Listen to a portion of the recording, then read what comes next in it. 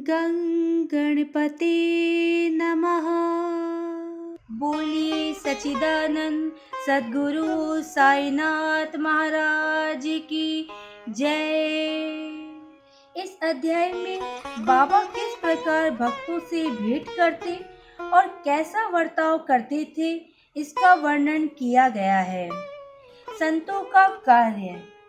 हम देख चुके हैं कि ईश्वरीय अवतार का ध्येय साधुजनों का परित्राण और दुष्टों का संहार करना है, परंतु संतों का कार्य तो सर्वथा भिन्न ही है। संतों के लिए साधु और दुष्ट प्राय एक ही समान है। यथार्थ में उन्हें दुष्कर्म करने वालों की प्रथम चिंता होती है और वह उन्हें उचित पथ पर लगा देते हैं। वे भवसागर के कष्टों को सोखने के लिए अगस्त्य के सदृश है और अज्ञान तथा अंधकार का नाश करने के लिए सूर्य के समान है। संतों के हृदय में भगवान वासुदेव निवास करते हैं, वे उनसे पृथक नहीं है। श्री साईं भी उसी कोटि में हैं, जो कि भक्तों के कल्याण के निमित्त ही अवतीर्ण हुए थे। वे ज्ञान ज्योति स्वरूप थे और उनकी दिव्य प्रभा अपूर्व थी। उन्हें समस्त प्राणियों से समान प्रेम था। वे निष्काम तथा नित्य मुक्त थे। उनकी दृष्टि में शत्रु, मित्र, राजा और भिक्षु सब एक समान थे। पाठकों, अब कृपया उनका यश श्रवण करें। भक्तों के लिए उन्होंने अपना दिव्य गुण समूह पूर्णतः प्रयोग किया और सदैव उनकी सहायता के लिए तत्पर रहे। उनकी इच्छा के बिना कोई भक्त उनके पास पहुंच ही नहीं सकता था। यदि उनके शुभ कर्म उदित नहीं हुए हैं तो उन्हें बाबा की स्मृति भी कभी नहीं आई और न ही उनकी लीलाएं उनके कानों तक पहुंच सकी। तब फिर बाबा के दर्शनों का विचार भी उन्हें कैसे आ सकता है।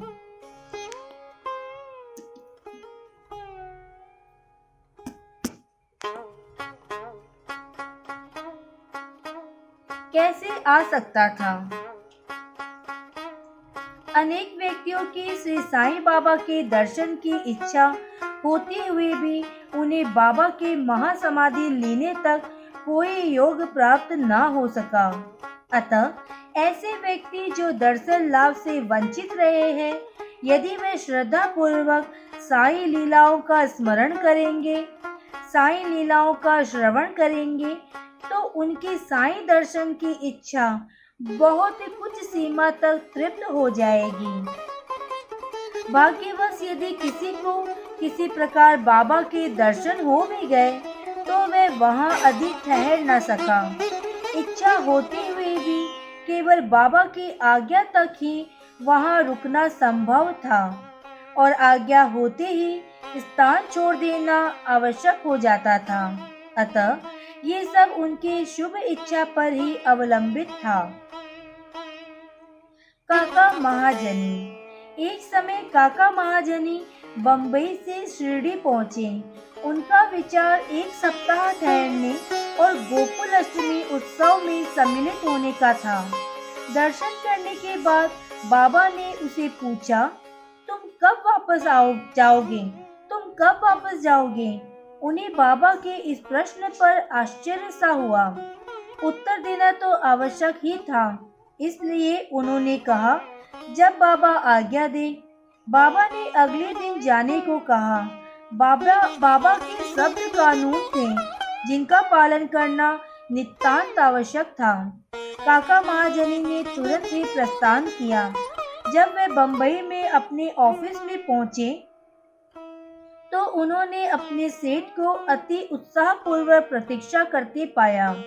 मुनीम के अचानक ही अस्वस्थ हो जाने के कारण काका की उपस्थिति अनिवार्य हो गई थी। सेठ ने शिरडी का जो पत्र काका के लिए भेजा था, वह बम्बई के पते पर उनको वापस लौटा दिया गया। भाऊ साहेब धूमाल। अब एक विपरीत कथा सुनिए। एक बार भाऊ साहेब धुमाल एक मुकदमे के संबंध में निफाड़ के न्यायालय को जा रहे थे। मार्ग में वे शिरडी उतरे। उन्होंने बाबा के दर्शन किए और तत्काल ही निफाड़ को प्रस्थान करने लगे, परंतु बाबा की स्वीकृति प्राप्त न हुई। उन्होंने उन्हें शिरडी में 1 सप्ताह और रोक लिया। इस बीच में निफाड़ के न्यायाधीश उदर पीड़ा से ग्रस्त हो गए। इस कारण उनका मुकदमा किसी अगले दिन के लिए बढ़ाया गया। 1 सप्ताह बाद भाऊ साहेब को लौटने की अनुमति मिली। इस मामले की सुनवाई कई महीनों तक और 4 न्यायाधीशों के पास हुई। फलस्वरूप धुमाल ने मुकदमे में सफलता प्राप्त की और उनका मुवक्किल मामले में बरी हो गया।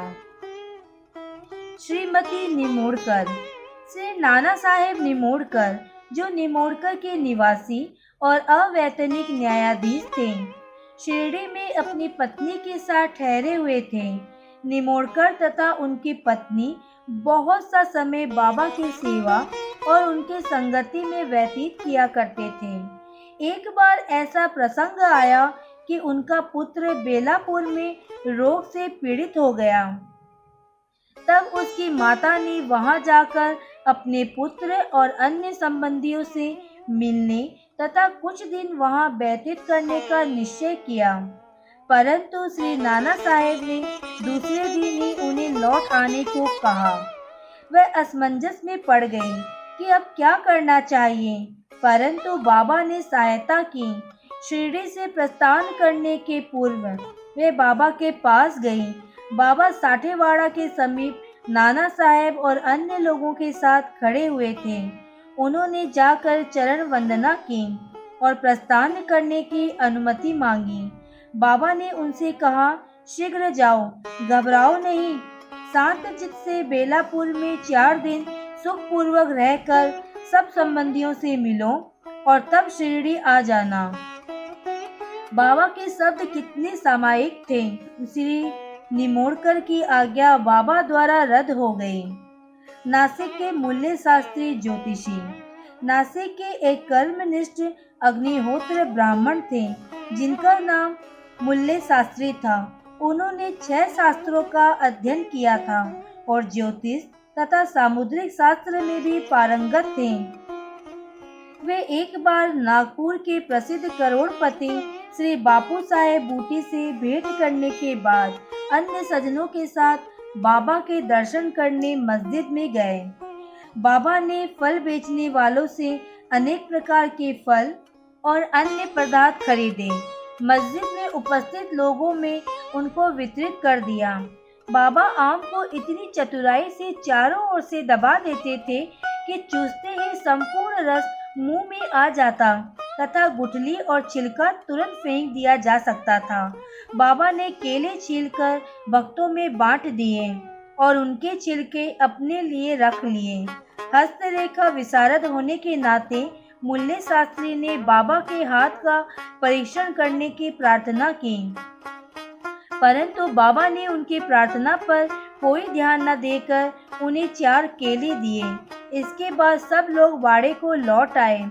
अब मूल्य शास्त्री ने स्नान किया और पवित्र वस्त्र धारण कर अग्निहोत्र आदि में जुट गए। बाबा भी अपने नियम अनुसार लेंडी को रवाना हो गए।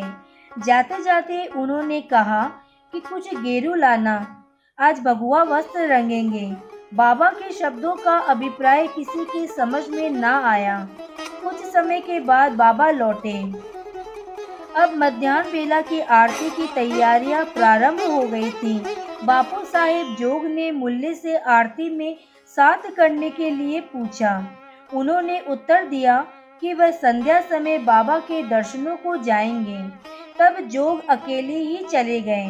बाबा के आसन ग्रहण करते ही भक्त लोग ने उनकी पूजा की। अब आरती प्रारंभ हो गई। बाबा ने कहा, उस नए ब्राह्मण से कुछ दक्षिणा लाओ। बूटे स्वयं दक्षिणा लेने को गए। उन्होंने बाबा का संदेश मूल्य शास्त्री को सुनाया। वह बुरी तरह घबरा गए। वे सोचने लगे कि मैं तो एक अग्निहोत्र ब्राह्मण हूँ, फिर मुझे दक्षिणा देना क्या उचित है। माना कि बाबा महान संत हैं, परंतु मैं तो उनका शिष्य नहीं हूँ। फिर भी उन्होंने सोचा कि जब बाबा सरीखे महान संत दक्षिणा मांग रहे हैं और बूढ़े सरीखे 1 करोड़पति लेने को आए हैं, तो वे अवहेलना कैसे कर सकते हैं। इसलिए वे अपने कृत्य को अधूरा ही छोड़कर तुरंत बूटी के साथ मस्जिद को गए।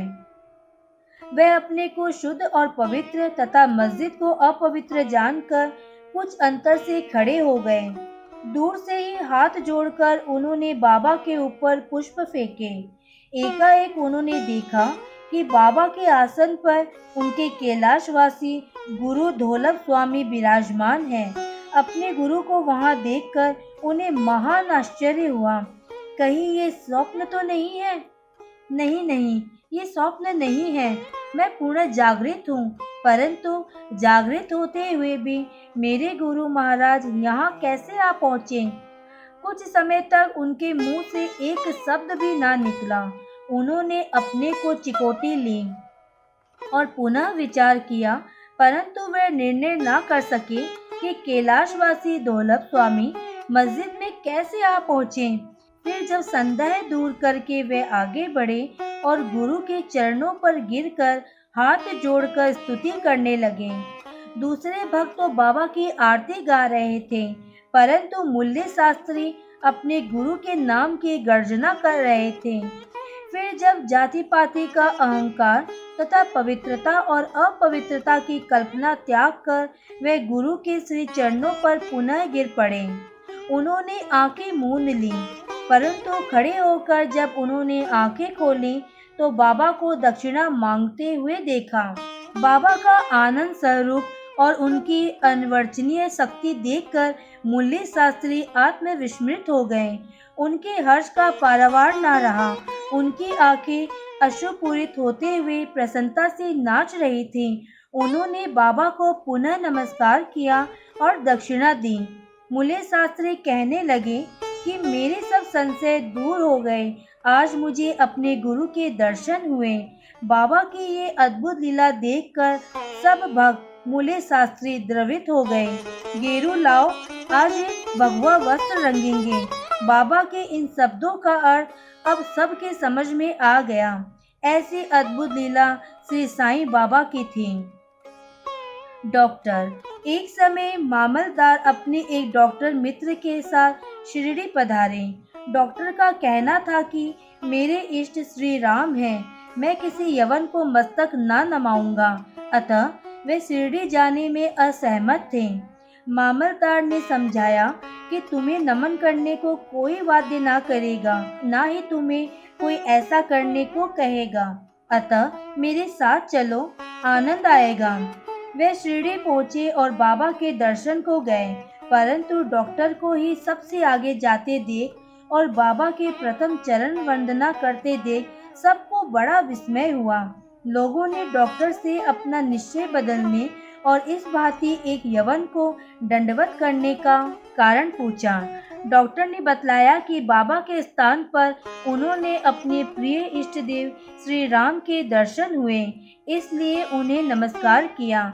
जब वे ऐसा कर रहे थे तभी उन्हें साईं बाबा का रूप पुनः दिखने लगा।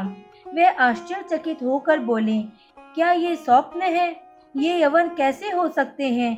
अरे अरे, ये तो पूर्ण योग अवतार है। दूसरे दिन से उन्होंने उपवास करना प्रारंभ कर दिया। उन्होंने प्रतिज्ञा की कि जब तक बाबा स्वयं बुलाकर आशीर्वाद नहीं देंगे तब तक मस्जिद में कदापि ना जाऊंगा। इस प्रकार 3 दिन व्यतीत हो गए। चौथे दिन उनका एक इष्ट मित्र खाना देश से शिरडी आया। वे दोनों मस्जिद में बाबा के दर्शन करने गए। नमस्कार होने के बाद बाबा ने डॉक्टर से पूछा, आपको बुलाने का कष्ट किसने किया? आप यहाँ कैसे पधारे? ये प्रश्न सुनकर डॉक्टर द्रवित हो गए। उस रात्रि को बाबा ने उन पर कृपा की। डॉक्टर को निद्रा में ही परमा आनंद का अनुभव हुआ। वे अपने शहर लौट आए तो भी उन्हें 15 दिनों तक वैसा ही अनुभव होता रहा। इस प्रकार उनकी साईं भक्ति कई गुना बढ़ गई। उपयुक्त कथाओं की शिक्षा, विशेषता मूल्य शास्त्री की यही है कि हमें अपने गुरु में दृढ़ विश्वास रखना चाहिए। अगले अध्याय में बाबा की अन्य लीलाओं का वर्णन होगा। श्री सद्गुरु साईनाथ प्रणमस्तु शुभम भवतु। ओम श्री साईनाथाय नमः।